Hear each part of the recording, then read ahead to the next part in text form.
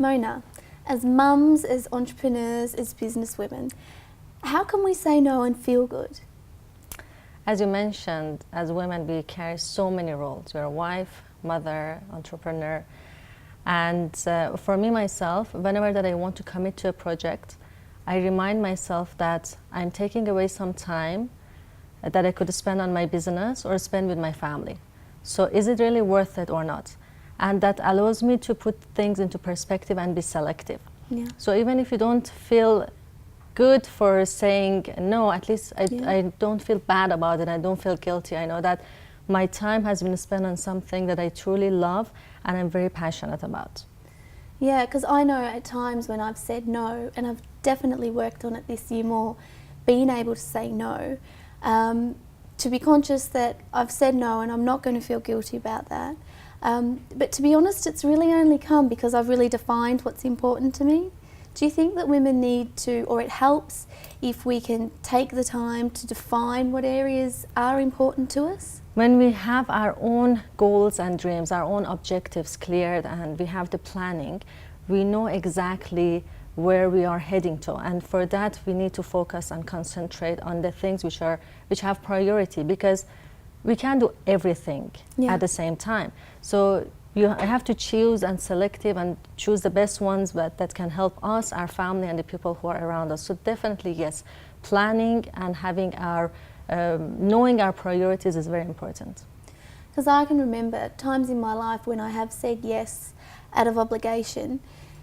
It's turned out that I've actually, and it's been a learning, but it's turned out that in 6 months' time I've actually had to turn around and say, look, I can't commit to this project.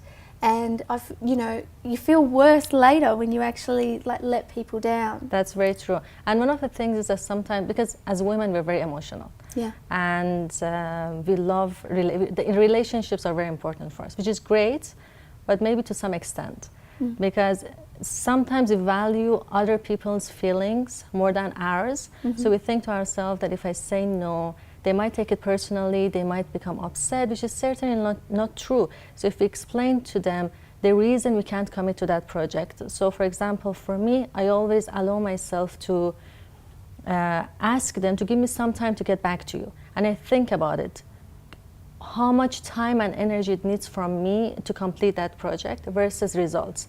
And then I go to them whether I can commit to it or no. So this makes it much easier for me to decide on and choose the projects that I'm really passionate about, and I know that I'm most productive. Like for example, when I invited you to be part of this series, you said to me, I'll let you know. So you obviously went and checked your diary and looked at what you had on your schedule. We have back-to-back events this month, so I didn't want, although I love to be part of the program and I really wanted to do it, still I needed to check and make sure that my priorities are set. And definitely then I said yes. Yeah. So for women who want to live their dreams, what advice can you give to them to empower them to say no and feel good? Dreams are very important.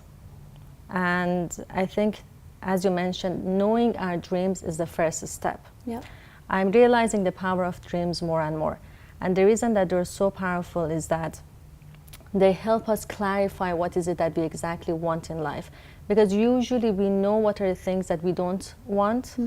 And we know that, for example, we are not happy at that job, and we know that these are the things that we don't want to do. But the important is to know what is the ideal job, what is the ideal daily routine, what is it that exactly makes us happy.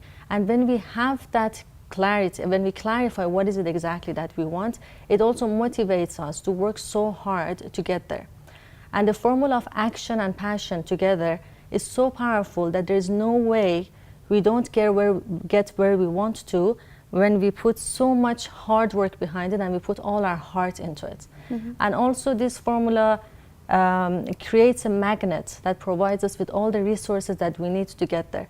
So as a first step, I think it's very important that we even write down, or at least have a very clear visual of what is it that we want, where is it that we want to go to get there, and then automatically it makes it passionate. It makes us passionate, and when you put hard work also behind it, you will definitely get there. So to summarize, you would say define your dream, know the consequences of saying yes, and then feel good when you say no. Definitely. Thank you very much. Thank you, Jan. As women, we are emotional. We sometimes value other people's feelings more than our own and find ourselves doing things we really don't want to do. The ability to say no and feel good is a challenge that many of us face, even more so with parenthood.